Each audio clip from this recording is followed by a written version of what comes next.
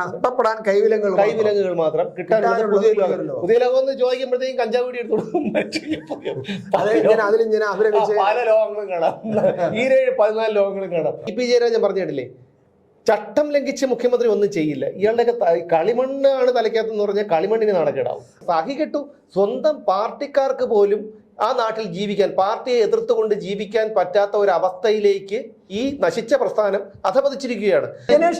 ഇന്തോനേഷ്യയിലോട്ട് പോയിക്കൊണ്ട് ഇന്തോനേഷ്യക്കാരൻ ഇനി അവിടെ ഇത്രയും ദിവസം ഭൂകമ്പം ഉണ്ടായിരുന്ന സ്ഥലമാണ്. ദൈവമേ ഒന്ന് ഗവനിച്ചോളേ. ഇപ്പൊ തന്നെ ഈ അന്തം കമ്മികൾ പോലും വിജയനെ മടുത്തിരിക്കുകയാണ്. കാരണം ഈ വിജയൻ എന്നുള്ള പേര് കേൾക്കുന്നത് അവർക്ക് പോലും ചെകുത്താൻ കുരിശ് കാണുന്നതിന് സമമാണ്. ഇവനൊക്കെ എന്തുമാത്രം വിവരദോഷികളാണെന്ന് ആലോചിച്ച് നോക്കണേ. അതിൽ ഒരു കാലം കൊണ്ട് ഇങ്ങനെ പെരിഞ്ഞ് പിടിച്ചിട്ട് പാമ്പ് നിൽക്കും പോലെ നിൽക്കുകയാണ്. അവന്റെ ഭാഗ്യം ഇല്ലെങ്കിൽ അവരതൊന്നും നോക്കില്ല. അവർ ഈ കമ്പിപാരം കൊണ്ട് കാല് തുളഞ്ഞു കയറി നിന്നല്ല. അല്ലെങ്കിൽ കംല ഇന്റർനാഷണൽ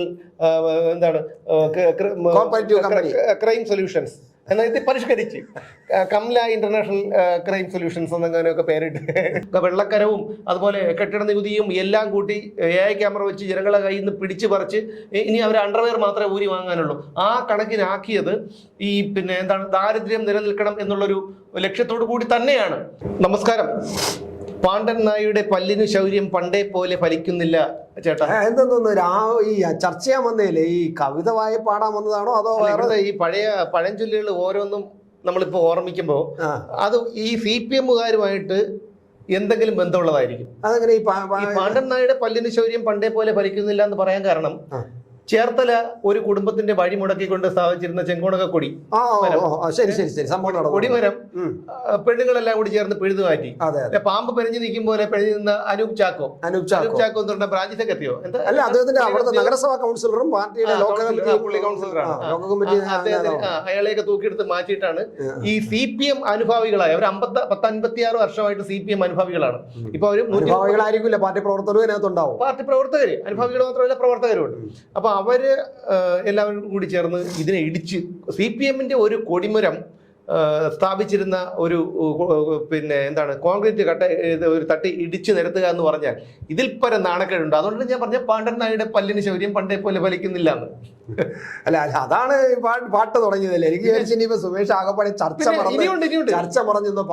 ഇനിയുണ്ട്. നാണം കെട്ടവന്റെ ആസനത്തിൽ ഒരു ആലുകൾ നിർത്തല, അതും ഒരു തണല്. ഇവിടെ ഉള്ള ഒരു കക്ഷിയുടെ ഇപ്പൊ ഇന്തോനേഷ്യയിലോട്ട് പോയിട്ടുണ്ട്. ആ കക്ഷിയെ കുറിച്ചിട്ടാണ്. പിന്നെ അതേപോലെ പിന്നെ ഞാൻ പറഞ്ഞുതരാം. അല്പൻ അർത്ഥം വന്ന അർദ്ധരാത്രിക്ക് അതും ഇന്തോനേഷ്യക്കാരനെ സംബന്ധിച്ചുള്ള ഒരു ഇതാണ്. പിന്നെ അതേപോലെ എന്താണ് ഇന്തോനേഷ്യയിലോട്ട് പോയിക്കൊണ്ട് ഇന്തോനേഷ്യക്കാരൻ ഇനി അവിടെ ഇത്രയും ദിവസം ഭൂകമ്പം ഉണ്ടായിരുന്ന സ്ഥലമാണ്. ദൈവമേ ഒന്ന് ഗവനിച്ചോളേ കേട്ടോ. അപ്പം ഞാൻ പറഞ്ഞു വന്നത്, പിന്നെ അതേപോലെ വേറൊരു ചൊല്ലുണ്ട്, മോന്തായം വളർന്നാൽ കഴിക്കോലെല്ലാം അറുപത്തേലും വളരും. അങ്ങനെ ഒരുപാടുള്ളതെല്ലാം നമ്മൾ നോക്കിക്കഴിഞ്ഞാൽ, ഈ സാഹചര്യം വെച്ച് നോക്കിക്കഴിഞ്ഞാൽ എല്ലാം ഇതിനോട് ചേർന്ന് നിൽക്കുന്നതായിരിക്കും. മനസ്സിലായല്ലേ? ചേർന്ന് നിൽക്കുന്ന ഒരു പഴഞ്ചൊല്ലാണ്. അപ്പൊ അതുകൊണ്ടാണ് ഞാൻ പറഞ്ഞത് പാണ്ഡൻ നായയുടെ പല്ലിന് ശൗര്യം പണ്ടേ പോലെ ഫലിക്കുന്നില്ല എന്ന് പറഞ്ഞത്. കുഞ്ചന്തൻ പേര് പാടിയത് ഇപ്പോഴാണ് കറക്റ്റ് ആയിട്ട് വന്നിട്ടുള്ളത്. അപ്പൊ അതെ, എന്തൊരു ഒരു അസംബന്ധം എന്ന് പറയാൻ പറ്റില്ല, തന്തയില്ലായ്മ എന്റെ ഭാഷയെ പറയാൻ പറ്റുള്ളൂ. കാരണം എന്ന് വെച്ചാലേ, ഒരു വീടിന്റെ പുന്നപ്ര വയലാർ വാർഷികത്തിന്റെ ഭാഗമായി താൽക്കാലികമായി സ്ഥാപിച്ച ഒരു കൊടിമരം ഒരു വീടിന്റെ വഴി തടസ്സപ്പെടുത്തിക്കൊണ്ടാണ് താൽക്കാലികമായിട്ട് വീട് അവരുടെ ആ കൊടിമരം നിൽക്കുന്നതിന്റെ തൊട്ടു പുറകെയാണ് അവരുടെ വസ്തു. ആ വസ്തുവിൽ ഒരു വീട് വയ്ക്കാൻ പോവുകയാണ്. വീട് വയ്ക്കാൻ വേണ്ടി അവർ തലയിലൊക്കെ ചുവന്നൊക്കെ തന്നെ അവിടെ കൊണ്ടുവന്ന് കുറച്ച് കേട്ടിട്ട് അവർ ഫൗണ്ടേഷനൊക്കെ കെട്ടി. പക്ഷേ വീണ്ടും അവർക്ക് ഈ മെറ്റീരിയൽസ് എത്തിക്കണമല്ലോ, വീട് എത്തിക്കണം, മെറ്റീരിയൽസ് എത്തിക്കണമല്ലോ.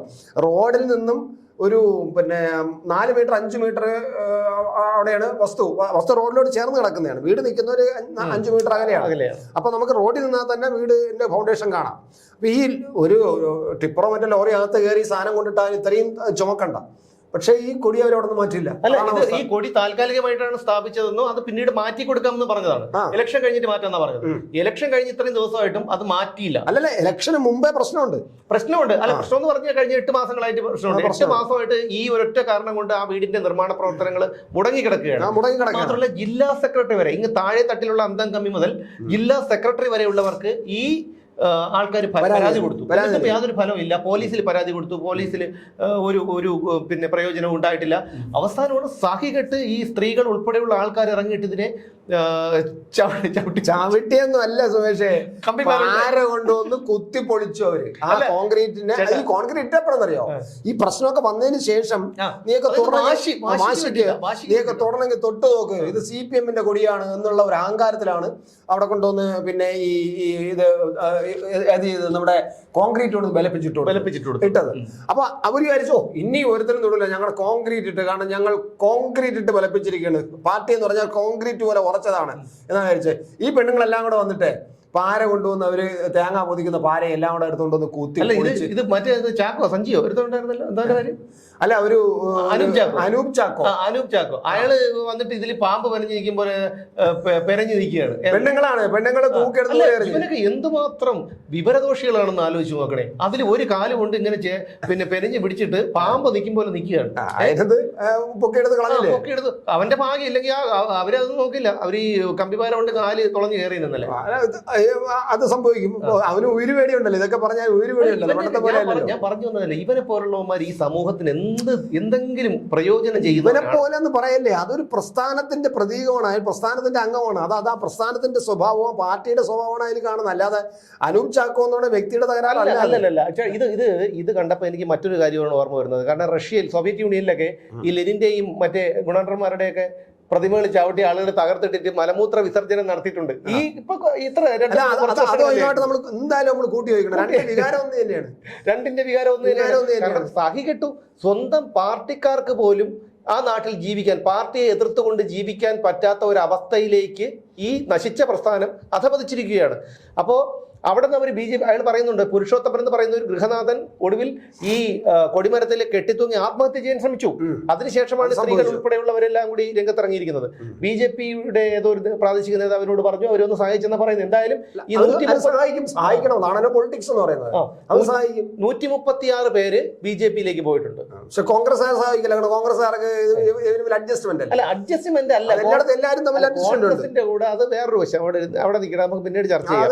കാരണം അതൊരു ചുമ്മാ എന്താണ് ഈ എന്താ ഈ അച്ഛൻ ആനപ്പുറത്തിരുന്നെന്ന് കരുതിയിട്ട് മകന്റെ ചന്തിയിൽ തഴമ്പുണ്ടാവില്ലല്ലോ. അതേ കണക്കാണ് ഈ കോൺഗ്രസിന്റെ കാര്യം. തകർത്ത് പിടിച്ചോണ്ട് വന്നിരിക്കുകയാണ് പഴച്ചെല്ലെന്ന് പറഞ്ഞു കഴിഞ്ഞാൽ അത് ഭയങ്കര. ഇത് പറയുമ്പോൾ ഞാൻ വേറൊരു കാര്യം പറയാം. ഈ പശ്ചിമ ബംഗാളില് ഇവിടെ വന്നവൻ പറഞ്ഞ ഒരു കഥയാണ്. അയാളുടെ അനുഭവത്തിൽ പറഞ്ഞതാണ്. അതായത് അവിടെ പിന്നെ പാർട്ടി സമ്മേളനങ്ങളും പാർട്ടി യോഗങ്ങളും നടക്കുമ്പം കൃത്യമായിട്ടും പ്രകടനത്തിൽ പങ്കെടുത്തോളണം, അവിടെ എത്തിക്കോളണം. അപ്പോൾ അത് സഹാക്കൾ വന്നിട്ട് മറ്റന്നാൾ അല്ലെങ്കിൽ ഒരാഴ്ചക്ക് മുമ്പ് അവിടെ ഒന്ന് പറയും, ഇവിടെ ഇന്ന ദിവസം നമ്മുടെ പാർട്ടി ശക്തി പ്രകടനം നടത്തുകയാണ്, അല്ലെങ്കിൽ അവിടെ പ്രകടനം നടത്തുകയാണ്, രാവിലെ അങ്ങ് എത്തിക്കോളണം. ചിലപ്പോൾ വണ്ടി ഇന്നിടത്തൊരു വണ്ടി, ഇത് നമ്മളെ പോലെ വീട്ടിന് മുമ്പ് കൊണ്ടുവന്ന് വണ്ടി നിർത്തിയല്ല കയറ്റുന്ന, ഒരു വലിയൊരു ഗ്രാമം നടന്ന് അവിടെ ചെല്ലുമ്പോൾ അവിടെ ഒരു വണ്ടി കാണാം, അതിന് കയറി വന്നോളണം. ഇതൊക്കെ പറഞ്ഞിട്ട് പോകും. അന്ന് ഇവർക്ക് ഓരോ ദിവസവും ജോലിക്ക് പോയി കിട്ടുന്ന ശമ്പളം കൊണ്ടാണ് അവർ ജീവിച്ചു പോകുന്നത്. പാവങ്ങളാണ്. പക്ഷേ ഇവർ പോകില്ല, ഇവർക്ക് പോകാൻ പറ്റില്ല. ചിലപ്പോൾ അന്ന് എന്തെങ്കിലും ബുദ്ധിമുട്ടായിരിക്കും, അതല്ലെങ്കിൽ ജോലി ഉണ്ടായിരിക്കും. ചിലപ്പോൾ ഇവരത് മറന്നും പോകും. ഇങ്ങനെ പാർട്ടി സാധനം പറഞ്ഞു അവർക്ക് ജീവിക്കണമല്ലോ. അപ്പം ജോലിക്ക് രാവിലെ ഇറങ്ങി പോകുന്ന ജോലിക്ക് പോകും. പക്ഷേ ഇവർ ആ പ്രകടനത്തിന് ചെന്നില്ലെങ്കിൽ കൃത്യമായിട്ടും അന്ന് വൈകുന്നേരം അല്ലെങ്കിൽ പിറ്റേന്ന് രാവിലെ ഈ പാർട്ടിയുടെ ഇവരുടെ വീട്ടിൻ്റെ മുറ്റത്ത് ഒരു ചുവന്ന കൊടി കുത്തിയിരിക്കും. ചുവന്ന കൊടി കുത്തിക്കഴിഞ്ഞാൽ അവർ പറയുന്നത് ഒറ്റ ദിവസം, മാക്സിമം ഒരു ദിവസം അവിടെ നിന്ന് പൊയ്ക്കോളണം, ഒഴിഞ്ഞു പൊയ്ക്കോളണം. അവിടെ വീടുമില്ല, ഒന്നുമില്ല, വേറെ എവിടെയെങ്കിലും പോയി താമസിച്ചോളണം, അവിടെ നിന്ന് ഒഴിഞ്ഞു പൊയ്ക്കോളണം. അത് പശ്ചിമ ബംഗാളിൻ്റെ ഒരു അലിഖിത നിയമമായിരുന്നു കുറേ കാലം. അതാണ് നമ്മളിവിടെ കാണുന്നത്. അപ്പം ഈ സംഭവമായിട്ട് ബന്ധപ്പെട്ട് അത്തരം പരിപാടികളൊന്നും കേരളത്തിൽ നടത്താൻ പറ്റില്ല. കേരളത്തിൽ ആൾക്കാർ കയറി ഇരുന്ന് മുതുല് കയറി ഇരുന്ന് നിരങ്ങും എന്ന് പറയുന്നത് പോലെ നിരങ്ങും. പക്ഷേ എന്നാലും കുറച്ചു കാലം ഇതൊക്കെ ഉണ്ടായിരുന്നു. കാരണം നമ്മുടെ നാട്ടിൽ ഈ അടുത്ത കാലത്ത് ഒരു കമ്മ്യൂണിസ്റ്റുകാരൻ്റെ പിന്നെ അല്ലെങ്കിൽ നമ്മുടെ ആ വലിയ വിപ്ലവത്തിൻ്റെ കൊച്ചുമകളുടെ വീട്ടിൽ പോയി തേങ്ങ ഇടാൻ പോയപ്പോൾ തടഞ്ഞ് നമ്മൾ കണ്ടതാണ്. നമ്മുടെ കയ്യൂർ സമരത്തിന്റെ സമരസേനയുടെ മകളുടെ വീട്ടിൽ മകളുടെ വീട്ടിൽ അത് നമ്മൾ കണ്ടതാണ്. അപ്പോൾ ഇതൊക്കെ അവർ ചെയ്തുകൊണ്ടിരിക്കും. പക്ഷേ ഇതിൻ്റെ എല്ലാം ദോഷം അനുഭവിച്ചുകൊണ്ടിരിക്കുന്നു എന്നൊന്നും പാർട്ടി തൊലഞ്ഞുകൊണ്ടിരിക്കുന്നു ഞാൻ പലപ്പോഴും പറയാറുണ്ടല്ലോ. ഇത് സംഭവിക്കുന്നു. അല്ലെങ്കിൽ നമ്മുടെ നാട്ടിൽ പക്ഷേ ഇത് കൂട്ടി വയ്ക്കുമ്പോൾ ഒരു കാര്യം കൂടെ പറയേണ്ട കേട്ടോ, ഇദ്ദേഹം പോയത് ചിലപ്പോൾ ഇനി ഇതൊക്കെ കണ്ടുകൊണ്ടാണോ ചിലപ്പം നാളെ ഈ ചുവന്ന കൊടിയിലെ കമ്പ് വലിച്ചൂരിക്കൊണ്ട് എന്നെ അടിക്കാൻ എങ്ങനെയൊക്കെ ആയാലും പുള്ളിക്ക് അറിയാം. കാരണം 2 വർഷം കൂടി കഴിയുമ്പോൾ അടുത്ത് വീണ്ടും ഇലക്ഷൻ വരും. ഈ ഇലക്ഷൻ വരുമ്പോൾ ഇപ്പൊ തന്നെ ഈ അന്തം കമ്മികൾ പോലും വിജയനെ മടുത്തിരിക്കുകയാണ്. കാരണം ഈ വിജയൻ എന്നുള്ള പേര് കേൾക്കുന്നത് അവർക്ക് പോലും ചെകുത്താൻ കുരിശ് കാണുന്നതിന് സമമാണ്. മനസ്സിലായോ? അത് എല്ലാവർക്കും അങ്ങനെയാണ്. എന്താണെന്ന് എനിക്കറിയില്ല. കാരണം എന്ന് വെച്ചാൽ അയാൾ എല്ലാ മനുഷ്യർക്കും ഇങ്ങനെ തന്നെയാണ്. എന്തോ ആയിക്കോട്ടെ. കാരണം ഇപ്പോഴേ പോയി അത് കണ്ടുവെച്ച് കഴിഞ്ഞാൽ, അവിടെ ഒരു താവളം ഒരുക്കി കഴിഞ്ഞാൽ പിന്നീട് വേറെ ഒന്നുമില്ലല്ലോ, എസ്കേപ്പ് ആയാൽ മതിയല്ലോ. പിന്നെ വേറൊരു കാര്യമുണ്ട്. ഇപ്പോൾ പറയുന്നുണ്ട്, വിജയൻ പാർട്ടി സെക്രട്ടറി ആയിരുന്ന സമയത്ത്, അതായത് ലാവൽ കേസൊക്കെ വന്ന സമയത്ത് എയർ ഇന്ത്യയിൽ ഏറ്റവും കൂടുതൽ യാത്ര ചെയ്ത, സിംഗപ്പൂരിലേക്ക് യാത്ര ചെയ്തത് പിണറായി വിജയനും കുടുംബമാണെന്നുള്ളതിന് പിണറായി വിജയന് ഉപഹാരം കൊടുത്തിട്ടുണ്ട് എയർ ഇന്ത്യ. അറിയാമോ? എയർ ഇന്ത്യ കൊടുത്തിട്ടുണ്ട്. അത് പത്രവാർത്തകളായതാണ് അന്ന്. ഇത്രയധികം യാത്ര ചെയ്ത, അതായത് അന്ന് മുഖ്യമന്ത്രിയല്ല, പാർട്ടി സെക്രട്ടറിയാണ്. ഈ പാർട്ടി മന്ത്രിയായി സ്ഥാനം ഒഴിഞ്ഞ് പിന്നെ വീണ്ടും പാർട്ടി സെക്രട്ടറി ആയ സമയത്താണ് എത്രയോ തവണ എയർ ഇന്ത്യയിൽ സിംഗപ്പൂരിലേക്ക് യാത്ര ചെയ്തത്. എയർ ഇന്ത്യയാണോ സിംഗപ്പൂർ എയർലൈൻസ് ആണോ എന്തോ യാത്ര ചെയ്തത്, എയർ ഇന്ത്യയാണ്. യാത്ര ചെയ്തതിന് ഉപഹാരം കൊടുത്തു. അങ്ങനെ പത്രവാർത്ത ആയപ്പോഴാണ് ആൾക്കാർ വരെ അറിയുന്നത്. അപ്പം അന്ന് മുതലേ പുള്ളി സത്യസന്ധനാണ്. ഇ പി ജയരാജൻ പറഞ്ഞിട്ടില്ലേ, ചട്ടം ലംഘിച്ച് മുഖ്യമന്ത്രി ഒന്നും ചെയ്യില്ല. ഇയാളുടെയൊക്കെ കളിമണ്ണാണ് തലയ്ക്കകത്തെന്ന് പറഞ്ഞാൽ കളിമണ്ണിന് നാണക്കേടാവും. അല്ല അത് ജയരാജൻ ബോധപൂർവ്വം പറയുന്നതാണ്. പണി കൊടുക്കാൻ വേണ്ടി ജയരാജൻ പറയുന്നതാണ്. ജയരാജൻ ഇപ്പൊ 2 തവണ കുത്തി ചോദിച്ചു കഴിഞ്ഞാൽ പുള്ളി ഉള്ള സത്യം ഒന്നുകൂടെ സത്യം പറയും. അപ്പം പത്രക്കാര് അതുകൊണ്ടാണ് പിന്നെ നിങ്ങളുടെ ചോദിക്കണോ നിങ്ങളുടെ പറയണോന്ന് ചോദിച്ചാൽ അവസാനം ചാടി പോയത്. അതുകൊണ്ടാണ് എന്തായാലും അയാള് കൃത്യമായിട്ടും എന്തെങ്കിലും ചോദിച്ചു കഴിഞ്ഞാൽ അയാൾ അറിയാതെ മറുപടി പറയുകയും ചെയ്യും. എന്തായാലും ഈ കമ്മ്യൂണിസ്റ്റ് പാർട്ടിയോട് നമ്മൾ ഇപ്പം ഈ ഒരു പാർട്ടി എന്നുള്ള നിലയിൽ ആ പാർട്ടി നശിക്കണമെന്നോ ഇല്ലാതെ പോകണമെന്നോ നമുക്ക് എനിക്കറിയുണ്ട്. ഞാൻ പറഞ്ഞുതരാം. കാരണം എന്താ അറിയാം, കമ്മ്യൂണിസം നിലനിന്ന ഒരു രാജ്യങ്ങളും ഗതി പിടിച്ചിട്ടില്ല. ചേട്ടന് പറയാമോ? അതായത് west Germany, Romania, Finland, Poland, Soviet union, ഇങ്ങനെ ഒരു രാജ്യവും എന്തിന് ഇന്ത്യയിലെ കാര്യം എടുത്ത് നോക്കിയാൽ ത്രിപുരയും ബംഗാളിലും പോലും കമ്മ്യൂണിസത്തെ വേണ്ട. ഈ ഫിൻലാൻഡിലും പോളണ്ടിലും ഇവിടങ്ങളിലൊന്നൊക്കെ ഈ ഇതിനെ ചവിട്ടി പുറത്താക്കിയതിനു ശേഷമാണ് രാജ്യങ്ങൾ ഗതി പിടിച്ചിട്ടുള്ളത്. അപ്പൊ നമ്മുടെ നാട്ടില് നിങ്ങൾ വേറെ ഒന്നും വേണ്ട, ഒന്നും ചിന്തിക്കേണ്ടത്. കമ്മ്യൂണിസം നിലനിൽക്കുന്നിടത്തോളം കാലം നമ്മുടെ ഈ നാട്ടിൽ തന്നെ എത്രയോ പൊതുമേഖലാ സ്ഥാപനങ്ങൾ പൂട്ടിക്കിടപ്പുണ്ട്. എത്രയോ സ്വകാര്യ സ്ഥാപനങ്ങളെ ചെങ്കോണകം കുത്തി പൂട്ടിച്ചു. അപ്പൊ ഇതെല്ലാം ഇവിടുത്തെ തൊഴിൽശാലകൾ ഇല്ലാതാക്കിയതും തൊഴിലിടങ്ങൾ തൊഴിൽ നഷ്ടപ്പെടുത്തിയതും ഒക്കെ ഉമാരാണ്. അത് എന്താണെന്നുണ്ടെന്നറിയാമോ? നമ്മൾ ഈ പിന്നെ ഈ എന്താണ് ദാരിദ്ര്യം ഉള്ളിടത്തെ കമ്മ്യൂണിസം നിലനിൽപ്പുള്ളൂ. അതായത് ഈ മലിനജലത്തിലാണ് കൂത്താടി ഉണ്ടാകുന്നത്, ഇല്ലേ? അപ്പൊ അതുപോലെ ഈ കമ്മ്യൂണിസത്തിന് ഈ മലിനജലം, അത് ശുദ്ധജലത്തിൽ കൂത്താടി കിടക്കില്ല. അതുപോലെയാണ് കമ്മ്യൂണിസം. കാരണം ദാരിദ്ര്യം ഉള്ളിടത്ത് മാത്രമേ കമ്മ്യൂണിസത്തിന് നിലനിൽപ്പുള്ളൂ. അതുകൊണ്ട് തന്നെ ആയിരിക്കണം, ഇതെല്ലാം മുന്നിൽ കണ്ടുകൊണ്ടായിരിക്കണം അവർ ഈ പറഞ്ഞ ക്ഷേമ പെൻഷൻ ഉൾപ്പെടെയുള്ള പെൻഷൻ നിർത്തലാക്കിയതും ഈ പറയുന്ന ജനദ്രോഹപരമായ നടപടികളൊക്കെ ചെയ്ത് ജനങ്ങളെ പരമാവധി ബുദ്ധിമുട്ടിച്ച് ഭൂനികുതിയും വൈദ്യുതി നികുതിയും വെള്ളക്കരവും അതുപോലെ കെട്ടിട നികുതിയും എല്ലാം കൂട്ടി AI ക്യാമറ വെച്ച് ജനങ്ങളെ കയ്യിൽ നിന്ന് പിടിച്ചു പറിച്ച് ഇനി അവർ അണ്ടർവെയർ മാത്രമേ ഊരി വാങ്ങാനുള്ളൂ. ആ കണക്കിനാക്കിയത് ഈ പിന്നെ എന്താണ് ദാരിദ്ര്യം നിലനിൽക്കണം എന്നുള്ളൊരു ലക്ഷ്യത്തോടു കൂടി തന്നെയാണ്, അല്ലേ? ഞാൻ ചോദിച്ചോട്ടെ, ഇവിടെ അത്യാവശ്യം ജീവിക്കാൻ ചുറ്റുപാടുള്ളവൻ ആരെങ്കിലും ഈ ഇതിന്റെ പുറകെ പോകും, ഗുണ്ടാ സംഘത്തിന്റെ പുറകെ പോകും? ആരും പോലും. ജനങ്ങൾക്ക് ഈ അധികാരത്തിന് വേണ്ടിയിട്ടാണ് എല്ലാ രാഷ്ട്രീയ പാർട്ടിയുടെയും നേതാക്കന്മാർ നടക്കുന്നത്. അതല്ലാതെ ഇപ്പോ എന്താണ് ഇവിടുത്തെ സാധാരണക്കാരന്, അധ്വാനിച്ച് ജീവിക്കുന്ന സാധാരണക്കാരന് ഇവിടെ ഒരു പാർട്ടിയുടെ ആവശ്യമില്ല. അവന്റെ അവകാശങ്ങൾ നേടിയെടുക്കാനും അവന്റെ അവനിവിടെ നിയമ സംവിധാനമുണ്ട്. അപ്പം ജീവിക്കാനായിട്ട് ഒരു ചുറ്റുപാടുള്ളവൻ ഒരിക്കലും ഇതിൽ പോവില്ല. അപ്പൊ അതുകൊണ്ടാണ് ഈ ദാരിദ്ര്യം നിലനിർത്തി വേണ്ടിയിട്ട് ദാരിദ്ര്യം നിലനിർത്താൻ വേണ്ടി അവർ എന്തും ചെയ്യുന്നത്. അത് ഒരു പരിധി വരെ വിജയിക്കാതെ വരുമ്പോഴാണ് ഇവര് വർഗീയത പിടിക്കുന്നത്. ദാരിദ്ര്യം എന്ന് പറഞ്ഞാൽ ഈ പറയുന്നത് പോലെ ഈ പിച്ചച്ചട്ടി എടുത്ത് ഒരു പിന്നെ വന്ധ്യവയോധികയ്ക്ക് തെണ്ടേണ്ടി വരുന്നു. അത് ദാരിദ്ര്യമല്ലേ? നമുക്ക് പറയാം, പലയിടത്തും 1600 രൂപ ക്ഷേമ പെൻഷന് വേണ്ടി ഇരിക്കുന്ന ലക്ഷക്കണക്കിന് ആൾക്കാരുണ്ട്. അതില് ഈ 1600 രൂപ കിട്ടിയിട്ട് വേണം അവരുടെ കഞ്ഞി കുടിക്കാനും മരുന്ന് വാങ്ങിക്കാനും, അങ്ങനെയുള്ള ആൾക്കാരുണ്ട്. മനസ്സിലായല്ലോ? അപ്പൊ ദാരിദ്ര്യം തന്നെയാണ്, അല്ലാതെ ഇത് വേറൊന്നുമല്ല. അപ്പൊ ഈ പാർട്ടിയുടെ രീതി തന്നെ ഇതാണ്. അപ്പൊ നമ്മൾ പറഞ്ഞു വന്നതെന്ന് പറഞ്ഞു കഴിഞ്ഞാൽ, പുന്നപ്ര വയലാറിൽ ഈ ഒരു പിന്നെ കൊടിമരം തട്ടിമറിക്കുന്നത്. അപ്പോൾ അത് എന്തായാലും ശരി, ഇത് ഇനി വേറൊരു കാര്യം കൂടിയുണ്ട്. കാരണം ജനങ്ങൾ സാക്ഷികെട്ടതിൻ്റെ സൂചനയാണ് ഒന്ന്. രണ്ടാമത് വയനാട്ടിൽ കാട്ടാൻ ഒരാളെ ചവിട്ടി കൊന്നപ്പോൾ ജനങ്ങൾ തെരുവിലിറങ്ങി ഫോറസ്റ്റുകാരുടെ ജീപ്പ് ഉൾപ്പെടെ തകർത്തു. അതും ഈ പറഞ്ഞതുപോലെ ജനങ്ങൾ സഹികെട്ട ജനങ്ങൾ ചെയ്തതാണ്.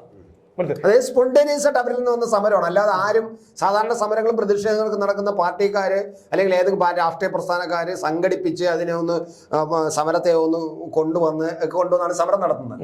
അവിടെ നടന്നത് ഞാൻ അന്നും പറഞ്ഞിരുന്നു, അവിടെ നടന്നത് വളരെ സ്പോണ്ടേനിയസ് ആയിട്ടാണ്. കാരണം പ്രതിഷേധിക്ക് ജനങ്ങൾ അത്ര മടുത്തിരിക്കുന്നു എന്നുള്ളതാണ്. ഇവിടെ നടന്നിരിക്കുന്നത് നമ്മൾ നേരത്തെ പറഞ്ഞ പുന്നപ്ര വലാറിന്റെ നാടാണിത്. ആലപ്പുഴ, ചേർത്തല ഈ പ്രദേശങ്ങളിലെല്ലാം കമ്മ്യൂണിസ്റ്റ് പാർട്ടി ഉണ്ടായ നാടാണ്. അതായത് ഈ ചേർത്തലയ്ക്ക് അടുത്തുള്ള ഒരു വീട്ടിലാണ് നമ്മുടെ പി കൃഷ്ണപിള്ള പാമ്പ് കടിയേറ്റ് മരിച്ചു എന്ന് ഇപ്പൊ പറയുന്നത് പാമ്പ് കടിയേറ്റ് മരിച്ചായിരിക്കില്ല എന്നൊക്കെ ഇപ്പോൾ ചില ചർച്ചകളൊക്കെ വരുന്നുണ്ട്. നമ്മൾ എന്തായാലും അതിനെക്കുറിച്ച് എന്തായാലും ചരിത്രത്തിൽ കമ്മ്യൂണിസ്റ്റുകാർ പറഞ്ഞുകൊണ്ടിരിക്കുന്നത് നമ്മൾ കുറെ കാലം പഠിച്ചതും കൃഷ്ണപിള്ള പാമ്പ് കടിയേറ്റ് മരിച്ച സ്ഥലം എന്ന് പറയുന്നത് ചേർത്തലയ്ക്ക് അടുത്തുള്ള ഒരു സ്ഥലത്താണ്. അപ്പൊ അത്തരത്തിൽ കമ്മ്യൂണിസ്റ്റ് പാർട്ടിക്ക് വളരെ പ്രാധാന്യമുള്ള ഒരു മണ്ണാണ് ഈ ചേർത്തല എന്ന് പറയുന്നത്. KR ഗൗരിയമ്മയുടെ നാടാണ് ഈ ചേർത്തല പ്രദേശം എന്ന് പറയുന്നത്. അന്ധകാരനഴി, ചേർത്തല, ആ പ്രദേശമൊക്കെ ആലപ്പുഴ.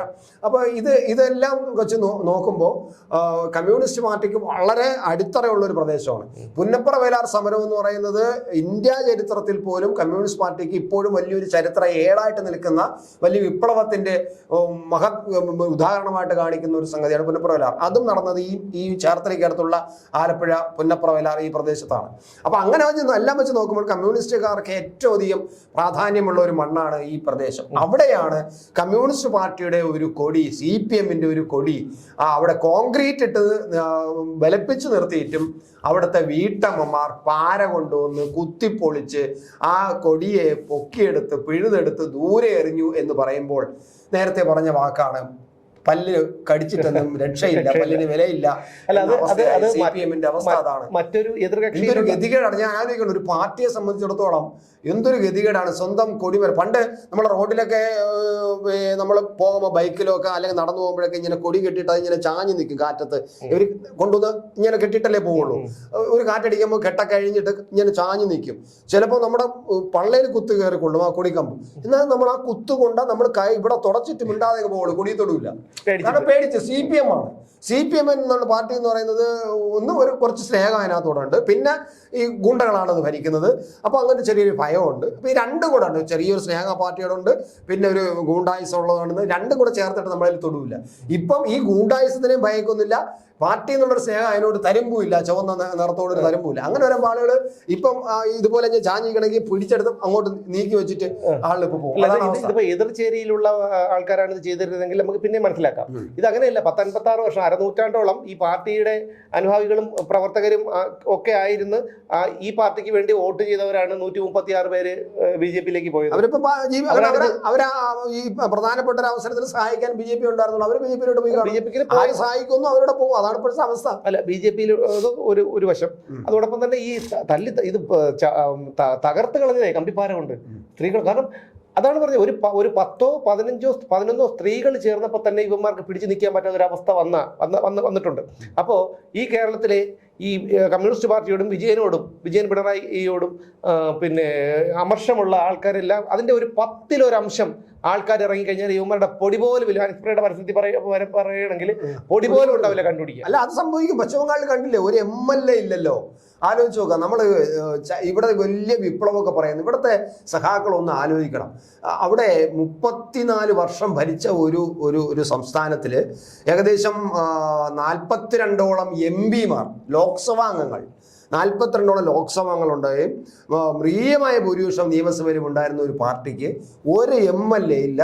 CPMലെ നിയമസഭയ്ക്കകത്തുള്ള അംഗസംഖ്യ 0 ആലോചിച്ച് നോക്കണം. അതെന്തുകൊണ്ട് സംഭവിച്ചു എന്നുള്ളത് ഇവിടുത്തെ ഈ സഹാക്കൾ എന്തുകൊണ്ട് മനസ്സിലാക്കുന്നില്ല എന്നുള്ളതാണ് എനിക്ക് മനസ്സിലായത്. ആരാണ് സഖാവ് എന്ന് വിളിക്കുന്നത്? ഞാൻ പറഞ്ഞോട്ടെ, ഇതൊരു ഗുണ്ടാ സംഘമാണ്. ഈ പറഞ്ഞ കണക്ക് വിജയവിലാസം ഗുണ്ടാ സംഘം എന്നോ അല്ലെങ്കിൽ കമല ഇന്റർനാഷണൽ ക്രൈം സൊല്യൂഷൻസ് എന്നാൽ ഇത് പരിഷ്കരിച്ച് കംല ഇന്റർനാഷണൽ ക്രൈം സൊല്യൂഷൻസ് എന്നങ്ങനെയൊക്കെ പേരിട്ട് അങ്ങനെ അല്ല അങ്ങനെ വിളിക്കേണ്ടതാണ്. കാരണം എന്ന് വെച്ചാൽ ഇതിലിപ്പം കമ്മ്യൂണിസ്റ്റുകാരൻ ആരുണ്ട്? ഇൻകുലാബ് സിന്ദാബാദിന്റെ അർത്ഥം അറിയാന്നുള്ള എത്ര പേരുണ്ട്? കമ്മ്യൂണിസം എന്താണെന്ന് അറിയാന്നുള്ള എത്ര പേരുണ്ട്? ഇന്ന് പല യുവമാരൊക്കെ നിൽക്കണത്തിനാണെന്നറിയോ? യുവമാർക്ക് എന്ത് തെമ്മാടിത്തരം കാണിച്ചാലും പാർട്ടി കൂടെയുണ്ട്. ഈ പറയുന്ന ആര്യ രാജേന്ദ്രനും സച്ചിൻ ദേവൊക്കെ കിടന്ന് കാണിച്ച കോപ്രായങ്ങൾ മറ്റൊരു പാർട്ടിയിലോ അല്ലെങ്കിൽ പഴയ കമ്മ്യൂണിസ്റ്റ് പാർട്ടിയിലോ ആണെങ്കിൽ നടക്കുമായിരുന്നു, അല്ലെങ്കിൽ ചെയ്യുമായിരുന്നു. അല്ല, ഈ ആര്യനോടും സച്ചിനോടും ചോദിച്ചു നോക്ക് കാർൽ മാർക്സ് ആരാണെന്ന്. അത് ഞങ്ങളുടെ മൂലധനം എഴുതിയ ഞങ്ങളുടെ വലിയ ആചാര്യൻ, അത്രേ പറയാൻ അറിയാവൂ. പിന്നെ ആ താടിക്കാരനായ ഒരു മനുഷ്യൻ, അതിനപ്പുറം പറയില്ല, അറിയില്ല. അല്ല ചേട്ടാ, ഒന്ന് ആലോചിച്ച് നോക്ക്, ഈ കമ്മ്യൂണിസ്റ്റ് പാർട്ടിയിൽ ക്രിമിനലുകളല്ലാത്ത എത്ര ആൾക്കാരുണ്ട്?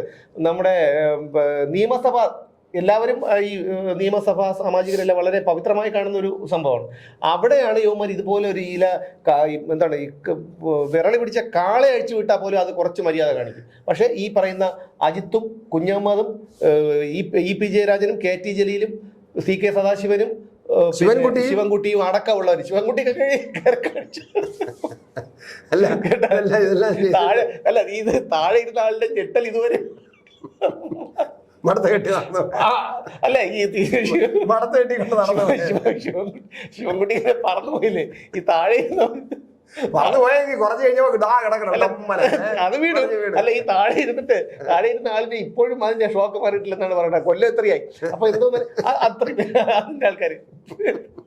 അല്ല ചേട്ടാ, ഞാൻ കാര്യം പറഞ്ഞത് അവിടുത്തെ ജീവനക്കാരുടെ കാര്യമാണ്. കാരണം അവര് പാവങ്ങള് കുറെ അവിടെ ജീവനക്കാരല്ലേ ഇയാൾ അപ്പുറത്തുനിന്നില്ല പറക്കുമ്പോ ഇതുണ്ടല്ലോ വീട്ടിൽ ചാടുമ്പോൾ ചാടിയില്ലേ? അപ്പൊ താഴെ ഇരുന്ന ആള് പുള്ളിയുടെ കാര്യമാണ് ഞാൻ പറഞ്ഞത്. താഴെ ഇരുന്ന അവിടെ ആ ഡെസ്കിന്റെ അവിടെ കുറച്ച് സ്റ്റാഫുകൾ ഇരിക്കുമല്ലോ, അവര് ഈ രേഖകളൊക്കെ തയ്യാറാക്കാൻ പറ്റും. ചിലപ്പോ അവരായിരിക്കും അന്തം വിട്ടു പോയത്. അല്ല എന്തായാലും വനിതകളും ഉണ്ട് കേട്ടോ. അപ്പോ അതൊന്നും പിന്നെ പിണറായി വിജയൻ വാടിക്കൽ രാമകൃഷ്ണൻ കേസിലെ പ്രതിയാണ്, കൊലക്കേസിലെ പ്രതിയാണ്. പിന്നെ നമ്മുടെ അരിയിൽ ഷുക്കൂർ വധക്കേസിലെ ഗൂഢാലോചന കേസിലെ പ്രതിയാണ് TV രാജേഷും P ജയരാജനും ഒക്കെ. പിന്നെ അതുപോലെ മുഹമ്മദ് റിയാസ് പത്രമോഫീസ് കത്തിച്ച് 10-22 ജയിലിൽ കിടന്നവനാണ് മുഹമ്മദ് റിയാസ്. കളമശ്ശേരി ഏരിയ സെക്രട്ടറി സക്കീർ ഹുസൈൻ, അയാളുടെ കയ്യിൽ ഇല്ലാത്ത പണികളില്ല. അതായത് തട്ടിക്കൊണ്ടുപോകല്, കിഡ്നാപ്പിംഗ് ഉൾപ്പെടെയുള്ള എത്രയോ സംഭവങ്ങൾ ഇയാളുടെ പശ്ചിമ ബംഗാളിലെ ഷാജഹാൻ ഷെയ്ഖുകളിൽ ആ ടൈപ്പിലാണ്. ആ ടൈപ്പ് എം എ ബേബി അത് പീഡന കേസിൽ പ്രതിയായിരുന്നല്ലോ, പ്രതി ചേർക്കപ്പെട്ട ആളായിരുന്നു. പിന്നെ അതേപോലെ എത്രയോ ആൾക്കാർ. ഇതൊക്കെ ഈ രാഷ്ട്രീയ പിന്നെ എന്താണ് രാഷ്ട്രീയ വൈരാഗ്യം അല്ലെങ്കിൽ രാഷ്ട്രീയ പക എന്നൊക്കെ പറഞ്ഞ് തള്ളിക്കളയാൻ പറ്റിയൊന്നുമല്ല. അവർ ചെയ്യുമ്പോൾ അത് രാഷ്ട്രീയ പകയും മറ്റുള്ളവർ ചെയ്തു കഴിഞ്ഞാൽ അതെങ്ങനെയാണ് ക്രൈം വേറൊരു രീതിയിലാകുന്നത്? അപ്പൊ അതുകൊണ്ട് ഇതൊരു ഗുണ്ടാ സംഘമാണ്, ക്രിമിനലുകളുടെ ഒരു കൂട്ടമാണ്. ഈ പറയുന്ന CPM എന്ന ക്രിമിനലുകളുടെ ഒരു കൂട്ടമാണ്. പക്ഷെ എവിടെ പോയി ഈ ഗുണ്ടകൾ? ആണ്ടെ ഈ 2 പെണ്ണുങ്ങൾ വന്നിട്ട് ഈ കൊടി കുത്തിമറിച്ചപ്പം എവിടെ പോയി? ഇല്ലല്ലോ. അതാണ് പറയാം, ആ ഗുണ്ടകളെല്ലാം തീർന്നു എന്നേ. ഇനി അവർക്കൊന്നും ഒന്നിനും ഒക്കില്ല. ഇവിടെ ജനങ്ങളുടെ മുന്നിൽ അതല്ല പറയാം. ഷാജഹാൻ ഷെയ്ഖ് എന്ന് പറയുന്ന CPMന്റെ വലിയൊരു ഗൂണ്ടയായിരുന്നു. അവസാനം അയാള് തൃണമൂലിൽ പോയിട്ട് തൃണമൂലിനെ ഇപ്പം അവിടുത്തെ ഗവർണർ ചേർന്ന് അയാളെ പൊക്കിയെടുത്ത് അകത്താക്കി. അതും നേരത്തെ പറഞ്ഞ് സക്കീറിന്റെ പറഞ്ഞപ്പോഴാണ് അതും കൂടെ ഞാൻ കൂട്ടി വന്നത്. ഇതാണ് അവസ്ഥ എല്ലായിടത്തും. ഇവിടെ അത് തന്നെയാണ്. ഇപ്പൊ അവർക്കൊന്നും ഇപ്പൊ ഗൂണ്ടകളാണെന്ന് ആളുകൾക്ക് മനസ്സിലായി. ഈ ഗൂണ്ടകളെ മൈൻഡ് ചെയ്യാൻ താല്പര്യമില്ല, ആളുകൾക്ക് പേടിയില്ല. അല്ലെങ്കിൽ പിന്നെ ഇങ്ങനെ കാരണം സഹികെട്ട്, നമ്മൾ നേരത്തെ ഇടയ്ക്ക് പറഞ്ഞ സഹികെട്ടാണ്. അതായത് നമ്മളിപ്പോ എത്ര ദുർബലനാണെങ്കിലും ശരി, അവനെക്കാളും ശക്തനായ ഒരുത്തൻ ഉപദ്രവിക്കുമ്പോൾ ഒരു പരിധി വരെ കൊള്ളും. ഇത് സഹിക്കും. അത് കഴിയുമ്പോൾ ഇവനറിയാം എന്തായാലും ഇവനെ കൊല്ലും, ഇനി നശിപ്പിക്കും. ചിലപ്പോൾ 2 കൽപ്പിച്ച് പൊരുതി നോക്കാം എന്നുള്ളൊരു മാനസികാവസ്ഥയിലാണ് ഇപ്പൊ മലയാളികൾ. മനസ്സിലായോ? കാരണം ആ രീതിയിൽ ഇവര് ചേട്ടാ ഒരു കാര്യം ആലോചിച്ച് നോക്ക്. ഇവിടെ ഒരു സ്ഥാപനങ്ങളും ഇല്ല, ഇവിടെ തൊഴിലിടങ്ങൾ ആരും തുടങ്ങുന്നില്ല. ഇപ്പൊ ആരെങ്കിലും എന്തെങ്കിലും തുടങ്ങുന്നുണ്ടോ? തൊഴിൽശാലകൾ തുടങ്ങുന്നുണ്ടോ? അതുമൂലം നഷ്ടപ്പെടുന്നതാണ് സാധാരണക്കാരന്റെ ജോലിയാണ് നഷ്ടപ്പെടുന്നത്. അപ്പം തൊഴിൽശാലകൾ തുടങ്ങാൻ അമ്മമാരെ സമ്മതിക്കുന്നില്ല. ഇവന്മാരങ്ങ് ഏറ്റെടുക്കുകയാണെന്ന് എല്ലാം അങ്ങ് ഏറ്റെടുത്ത് എന്താണ് ഒരു സംരംഭം തുടങ്ങുമ്പോൾ അവിടെ കൊണ്ടുവന്നൊരു കീറ തുണി കുത്തി വെച്ചിട്ട് അവിടെ ചെന്ന് കുത്തിയിരുന്നിട്ട് ഇതിനെ പൂട്ടിക്കുകയല്ലാതെ ഇവരെ കൊണ്ട് എന്തെങ്കിലും സാധിച്ചിട്ടുണ്ടോ? അപ്പോൾ ഇത് ജനങ്ങൾ സഹികെട്ടിരിക്കുകയാണ്. ഈ പറയുന്നത് പോലെ ബംഗാളിൽ നിന്നും ത്രിപുരയിൽ നിന്നും ഒക്കെ മറ്റവന്മാർ ഇവിടെ ബെറോട്ടടിക്കാനൊക്കെ വന്നതുപോലെ ഇവന്മാരും അങ്ങോട്ട് ഓടേണ്ട ഗതികേറി. കാരണം ഇവന്മാർക്ക് അവിടെയും പറ്റൂല. എവിടെ പോകും? ബംഗാളിൽ ചെന്ന് കഴിഞ്ഞാൽ പോകാൻ പറ്റില്ല. അവിടെ ഉള്ളവർ ഇവിടെ കിടക്കുകയാണ്. ഇവിടെ നിൽക്കാൻ ഇവിടെ ജനങ്ങൾ സമ്മതിക്കുമോ? ഇത്രയും ആക്കി ഈ പരുവത്തിനിട്ടിട്ട് ഇവിടെ യവന്മാർ നേരെ ജീവിക്കാൻ ഇവിടെ ജനങ്ങൾ വയ്ക്കും. അമ്മ അടിച്ച് ശരിയായി കളയും. ചിലപ്പോ ഇനി മലേഷ്യയിൽ ചെന്ന് വലിയ അയാളല്ല കൂട്ടത്തിൽ കുറെ കൂട്ടത്തിൽ ആര് പോകും? ഇവിടുത്തെ ബ്രാഞ്ച് സെക്രട്ടറിക്കും ഏരിയ സെക്രട്ടറിക്കും മറ്റേ ഇങ്കുല ചിന്താവാന്ന് വിളിച്ചുകൊണ്ടിരിക്കണമാര് എവിടെ പോകും?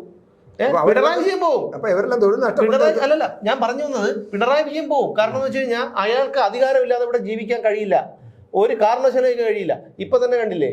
അപ്പൊ അതുകൊണ്ട് അയാൾ അവിടെ സുരക്ഷിതമായിട്ടുള്ള ഒരു താവളം ഉണ്ടാക്കി വെച്ചിട്ട് അയാൾ പോകും. അതിനിപ്പോ സംശയമുണ്ടോ? എന്തെങ്കിലും സംശയമുണ്ടോ? ഒരു സംശയമില്ല. പിന്നെ വരുന്ന ആരാണ്? പിന്നെ വരുന്നത് ഈ ആര്യ യുഗം, സച്ചിൻ യുഗമൊക്കെയാണ്, റഹീം യുഗമൊക്കെയാണ് വരുന്നത്. ഈ ആര്യ രാജേന്ദ്രൻ്റെ ഒക്കെ ഇവിടുത്തെ ഒരു മന്ത്രിയായിട്ട് അവസ്ഥ ഒന്ന് കേരളത്തിലെ ജനങ്ങളൊന്ന് ചിന്തിച്ചു നോക്കും.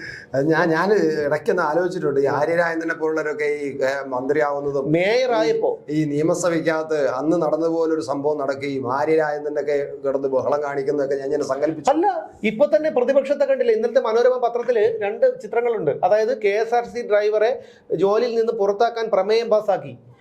പ്രമേയം പാസ്സാക്കിയിട്ട് അതിനെ എതിർത്ത പ്രതിപക്ഷം വാക്കൗട്ട് നടത്തിയപ്പോ അതിനെ പുച്ഛത്തോടെ നോക്കി ചിരിക്കുന്ന ആര്യ രാജേന്ദ്രന്റെ അല്ല, ആ പ്രമേയം കൊണ്ടുവന്നെന്നാണെന്ന് അറിയാമോ? പ്രമേയം ആദ്യം അവതരിപ്പിക്കുന്നത് മഹത്തായ മെയ് ദിനത്തിന്റെ തലേന്നാണ്. ആലോചിച്ച് നോക്കണം. നമ്മള് മെയ് ദിനം എന്ന് പറയുന്നത് തൊഴിലാളി ദിനമാണ്. സർവ്വരാജ്യ തൊഴിലാളികളെ സംഘടിക്കുവിൻ, നമുക്ക് നഷ്ടപ്പെടാൻ വെറും കൈച്ചങ്ങലകൾ മാറ്റം, കിട്ടാനുള്ളതോ പുതിയൊരു ലോകം. എന്തൊരു വല്ലാത്ത ഒരു മായികമായ മുദ്രാവാക്യം. അപ്പൊ അങ്ങനെ തൊഴിലാളികൾക്ക് വേണ്ടി ഉള്ള ഒരു ദിവസത്തിൽ ഒരു തൊഴിലാളിയുടെ തൊഴിൽ നഷ്ടപ്പെടുത്താൻ വേണ്ടിയിട്ട് പ്രമേയം അവതരിപ്പിക്കാൻ ഈ കമ്മ്യൂണിസ്റ്റ് പാർട്ടി ശ്രമിച്ചിരിക്കുന്നു. ഒരു ഉളുപ്പും തോന്നിയെന്ന് പറഞ്ഞാൽ ആ പാർട്ടി തൊഴിലാളി പാർട്ടി അല്ലാതായി മാറിയിരിക്കുന്നു. മെയ് ദിനത്തിന്റെ തലേ ദിവസം അവർക്ക് ഒരു പ്രമേയം അവതരിപ്പിക്കാൻ കഴിയുമോ? അന്ന് പാസ്സാക്കാൻ പറ്റില്ല, അന്ന് ബോളവും. അതാണ് കഴിഞ്ഞ ദിവസം പാസ്സാക്കിയെടുത്തത്. ഞാൻ പറഞ്ഞല്ലോ, ഈ ചേട്ടപ്പ പറഞ്ഞല്ലോ, പുതിയൊരു ലോകം നഷ്ടപ്പെടാനുള്ളത് നഷ്ടപ്പെടാൻ കൈവിലങ്ങുകൾ മാത്രം, കിട്ടാനുള്ളത് പുതിയ ലോകം എന്ന് ചോദിക്കുമ്പോഴത്തേക്കും കഞ്ചാവ് കൂടി എടുത്തു പല ലോകങ്ങളും കാണാം, 14 ലോകങ്ങളും കാണാം. സഖാവ് എവിടെയാണ് ഇപ്പൊ പുതിയ ലോകം? സഖാവ് പറഞ്ഞ എന്നാ പിടിച്ചോ വലിച്ചോ. അപ്പൊ അതുകൊണ്ട് അതിനെ കുറിച്ചൊന്നും പറയേണ്ട കാര്യമില്ല. കാരണം അവർക്ക് പുതിയ ലോകം. ഞാൻ വലിയ കാര്യമായിട്ട് ആലോചിച്ചാണ് ഇത് എങ്ങനെ ഇവന്മാർക്ക് ഈ മെയ് ദിനത്തിന്റെ അന്ന് തന്നെ ഇങ്ങനെ തോന്നി. ഈ മെയ് ദിനത്തിന് ഒരുപാട് പ്രശ്നങ്ങൾ കേട്ടോ. ഞാൻ ഇത് പറഞ്ഞപ്പോൾ ഞാൻ ഈ മെയ് ദിനത്തിന് തലേന്ന് 1 കോടി രൂപ ഗവൺമെന്റ് പിന്നെ ഒരു CPM സെക്രട്ടറി കൊണ്ടുവന്ന് ബാങ്കിൽ അടയ്ക്കാൻ പോയപ്പോൾ കയ്യോടെ പിടിവീഴുന്നത് ഈ മെയ് ദിനത്തിന്റെ തലേന്നാണ്. ഈ ഒരു തൊഴിലാളിയെ പിന്നെ എതിരെ ഇയാളെ ജോലിയിൽ നിന്ന് എടുത്ത് കളയണമെന്ന് പറയില്ല, കഞ്ഞുകൂടി മുട്ടിക്കണമെന്ന് പറഞ്ഞ് പ്രമേയം അവതരിപ്പിച്ചതും മെയ് ദിനത്തിന്റെ തലേന്നാണ്. അത് കഴിഞ്ഞിട്ട് ഈ മുഖ്യമന്ത്രി പിണറായി വിജയൻ ഒരു ജഡ്ജിയെ സ്വാധീനിക്കാൻ വേണ്ടിയിട്ട് എന്നെ വന്ന് കാണുകയും ഞാൻ ജഡ്ജിക്ക് വേണ്ടിയിട്ട് ഒരു അഭിഭാഷകനെ കാണുകയും ആ ജഡ്ജിയെ സ്വാധീനിച്ചു എന്നും പറഞ്ഞ് വീണ്ടും അതിനൊന്നും കൂടെ ബലപ്പിച്ച് പറയാൻ വന്നതും ഈ മെയ് ദിനത്തിന്റെ തലേന്നാണ് അയാൾ, ഈ നന്ദകുമാർ എന്ന് പറഞ്ഞു. അങ്ങനെ നമ്മൾ നോക്കുമ്പോൾ എൻ്റെ ഓർമ്മയിൽ അത് മാത്രം ഇനിയുണ്ട് കുറേ കാര്യങ്ങൾ. ഇതിനെല്ലാം കാര്യങ്ങൾ ചെയ്ത് മെയ് ദിനത്തിന് തന്നെയാണ്. ആ മെയ് ദിനത്തിൽ ആണ് ഇവർ ആഘോഷിക്കാൻ വന്നത്. ആഘോഷിക്കുക ഇപ്പം മെയ് ദിനം ഒന്നും ഒരു ആഘോഷം ഉണ്ടായിരുന്നില്ല. ഞാൻ നോക്കിയപ്പോഴേ ഇപ്പം മെയ് ദിനം എന്തുണ്ടായിരുന്നു? എവിടെയെങ്കിലും പ്രകടനമോ ഓരോ വർഷവും ഇവരുടെ പരിപാടികളുടെയും ഇത്തരം പരിപാടികളുടെ പ്രസക്തി കുറഞ്ഞു വരുന്നു, പാർട്ടിയുടെ പ്രസക്തി കുറഞ്ഞു വരുന്നു, നേതാക്കളെ പട്ടിയുടെ വില ഒരു ആൾക്കാർ ഇപ്പൊ കൊടുക്കുന്നില്ല. മറ്റാണെങ്കിൽ രാവിലെ മുതൽ പട്ടണത്തില് മെയ് ദിനത്തിന്റെ ഒരു വല്ലാത്ത ആവേശമാണ്. ഇങ്ങനെ പ്രകടനങ്ങളും വണ്ടികളിൽ ഇങ്ങനെ ചുവന്ന കൊടിയൊക്കെ കെട്ടി പ്രകടനം നടത്തുന്നു. എന്നിട്ട് തമ്പാനൂരും അതുപോലെ പാളയത്തുമൊക്കെ വലിയ മഹാസമ്മേളനങ്ങൾ നടത്തുന്നു. ഇതൊക്കെ എനിക്ക് നല്ല ഓർമ്മയുണ്ട്. ഞാൻ ഉണരുന്നത് പലപ്പോഴും രാവിലെ ഉണരുന്നത് ഈ മെയ് ദിനത്തിന്റെ അനൗൺസ്മെന്റ് കേട്ടാണ്. സർവ്വരാജ്യ തൊഴിലാളികളെ സംഘടിക്കുവിൻ എന്ന് പറഞ്ഞ പാട്ടൊക്കെ ഇട്ടുകൊണ്ട് അതിന്റെ വലിയ അനൗൺസ്മെന്റ്, വലിയ കാനഗംഭീരമായ ശബ്ദത്തിൽ അനൗൺസ്മെന്റ് കേൾക്കുമ്പോഴാണ് നമ്മൾ ചാടിക്കൂട്ടി കൂടെ അയ്യോ ഇന്ന് മെയ് ദിനാണല്ലോ എന്ന് നമ്മൾ വിചാരിക്കുന്ന അങ്ങനെ ഒരു ഓർമ്മ നമുക്കുണ്ട് ഇതൊക്കെ. പക്ഷെ ഇപ്പം ഒന്നുമില്ല. പത്രം വേണ്ട, ഞാൻ ഒന്ന് പറയാം. പാർട്ടി പത്രം വീട്ടിൽ വരുന്നൊരു പാർട്ടി പത്രമാണ്. പാർട്ടി പത്രത്തിന്റെ ആ പാർട്ടി പത്രത്തിന്റെ തലക്കെട്ട് വരുന്നുണ്ട്. ഒരു പാർട്ടി പത്രം എനിക്ക് പണ്ട് വരുന്നുണ്ട്, ഇപ്പോഴും വരുന്നുണ്ട്. അത് പോട്ടെ, ഞാൻ ജോലി ചെയ്ത പത്രമാണ്. അപ്പൊ എന്തായാലും ആ പത്രത്തില് പിന്നെ തലക്കെട്ട് വരുന്ന ചുവന്ന അക്ഷരത്തിലാണ് മെയ് ദിനത്തിന്റെ അന്ന്. മെയ് ദിനാശംസകൾ എന്നൊക്കെ വെച്ചിട്ട് ചുവന്ന അക്ഷരത്തിലാണ് തലക്കെട്ടുന്നത്. ഈ മെയ് ദിനത്തിൽ ഞാൻ ആ പത്രം ഒന്ന് കയ്യിലെടുത്തപ്പോൾ സാധാരണ പോലെ ഒരു കറുത്ത അക്ഷരത്തിൽ ആണ് വന്നത്.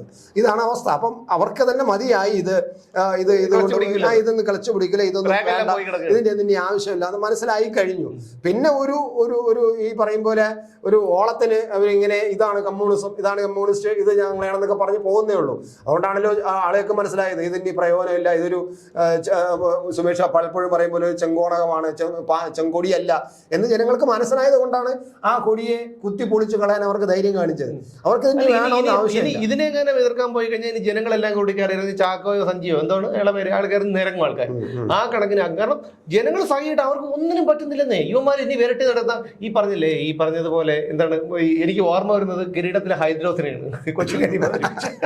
കാരണം അതായത് എന്തോ വലിയ സംഭവം കുറച്ച് ദിവസമൊക്കെ ആൾക്കാർ പേടിച്ച് പിന്നീടല്ലേ മനസ്സിലാവുന്നത്. അപ്പൊ അതുകൊണ്ടാണ് ഹൈദ്രോസിന്റെ ഇതിന്റെ ഒരു ആഫ്റ്റർ എഫക്റ്റ് ഉണ്ട്. അതായത് ആ ചേർത്തലയിലെ പാർട്ടിക്കകത്ത് ഇനി ഇത് വലിയൊരു വിഷയമാവും. ആ പാർട്ടിക്കകത്ത് ഇനിയും ഇപ്പൊ തന്നെ പാർട്ടിക്കകത്ത് ആലപ്പുഴ ജില്ലയിൽ അതിശക്തമായ വിഭാഗീയതയുണ്ട്. ഇനി ഈ വിഷയം അവിടെ ആ പ്രദേശത്ത് പാർട്ടിക്കകത്ത് വലിയ ചർച്ചയാവും, പാർട്ടിക്കകത്ത് കത്തും, പാർട്ടിക്കകത്ത് കുറച്ചു പേരൊക്കെ നടപടി ഉണ്ടാവും. ആ പാർട്ടിക്കകത്ത് ഈ ജീർണതയുടെ മറ്റൊരു മുഖം ആ പാർട്ടിക്ക് നമ്മൾ കാണും. 2-3 ദിവസം കഴിയുമ്പോൾ വാർത്തകൾ വരും, ഉറപ്പായിക്കോളണം. നമുക്കത് എനിക്ക് ഇന്തോനേഷ്യക്ക് വിമാനം വരാൻ സമയം ഞാൻ നമുക്ക് നിർത്താമോ? അപ്പൊ നമുക്ക് കാര്യം പറഞ്ഞിട്ട് പോണേ. ഇന്തോനേഷ്യ പോണേ? ഇന്തോനേഷ്യയിൽ എനിക്ക് അവിടെ കുറച്ച് ബിസിനസ് ഡീലിംഗ് ഉണ്ട്. കാരണം നമ്മളെ ഒരുമിച്ചിരുന്ന് പറഞ്ഞിട്ടെങ്കിലും പോകണം. ഞാൻ ഇവിടെ കുറച്ച് പൈസ അഡ്ജസ്റ്റ് ചെയ്ത് ഇവിടെ എനിക്ക് കുറച്ച് പൈസ കിട്ടിയിട്ടുണ്ട്. അത് ഞാൻ അവിടെ എത്തിയിട്ടുണ്ട്. എനിക്ക് അവിടെ എങ്ങനെയെങ്കിലും ഇൻവെസ്റ്റ് ചെയ്യണം. അല്ല, എന്നാലും പറഞ്ഞിട്ടൊന്ന് പോകണ്ടേ? ഈ നാട്ടിൽ നമ്മൾ ഒരുമിച്ചിരുന്നേലും ഒരു മര്യാദ വേണ്ടേ? ഞാൻ അതാ ഇന്നടത്ത് പോകണം, ഇന്ന സമയം. ഞാൻ പറഞ്ഞില്ലേ, എനിക്ക് അതവിടെ ഇൻവെസ്റ്റ് ചെയ്യണം. ഇന്തോനേഷ്യയിൽ എവിടെയെങ്കിലും ഇത് ഇൻവെസ്റ്റ് ചെയ്യണം. എന്നിട്ട് എന്റെ ഒരു വേണ്ടപ്പെട്ട ഒരാൾ വണ്ടി ഇടിച്ച് കിടക്കുകയാണ് അമേരിക്കയിൽ. അപ്പം പുള്ളിയെ പോയി ഒന്ന് കാണണം. കാറ്റ് പോകുമെന്ന് അറിഞ്ഞൂടാ. കാറ്റ് പോകണമെങ്കിൽ അതിന് മുമ്പ് ചെന്നിട്ട് പുള്ളിയെ ഒന്ന് കാണണം. കാരണം ഞങ്ങൾ തമ്മിൽ ചില ഇടപാടുകളുണ്ട്. അപ്പം അതൊക്കെ ഒന്ന് അദ്ദേഹം അവിടെ നിന്ന് ഇങ്ങോട്ട് ഇറങ്ങിയതേ ഉള്ളൂ. വഴിയിലോട്ട് ഇറങ്ങിയതാണ് അദ്ദേഹത്തിന്റെ സ്ഥലത്ത് നിന്ന്. അപ്പാണ് വണ്ടി കൊണ്ട് ചിടിച്ച് പൊട്ടിച്ചു. ഇനി എന്താണെന്ന് അറിഞ്ഞൂടാ, എന്താണെന്ന് അറിയില്ല.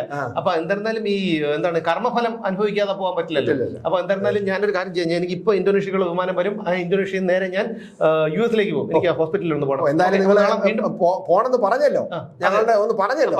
അത് മാന്യതയല്ലേ? പറയാതെ ഒരു മാന്യത കാണിച്ചു. ഞാൻ പോകുന്നു എന്ന് പറഞ്ഞു. മറ്റേ നേരം എടുത്ത് നോക്കിയപ്പോഴും കാണാനില്ല, കസേരയിൽ ആളില്ല. ഞാൻ നോക്കി ഇവിടെ സുമേഷും ഇല്ല, സുമേഷിന്റെ കസേര ആളില്ല. എവിടെ പോയി? അതെനിക്ക് എന്റെ തോന്നിയെടുത്ത് പോയി, ഞാൻ ഇഷ്ടം പോലെ പോയി എന്ന് പറയുമ്പോ നമുക്ക് എന്ത് തോന്നുന്നു? എന്തായാലും ഒരു മര്യാദ കാണിച്ചു. എന്തായാലും വണ്ടി വരാൻ സമയമായി, വിമാനം വരാൻ സമയമായി. അപ്പൊ എന്തായാലും നമുക്ക് വീണ്ടും കാണാം നാളെ മറ്റൊരു വിഷയത്തിലൂടെ.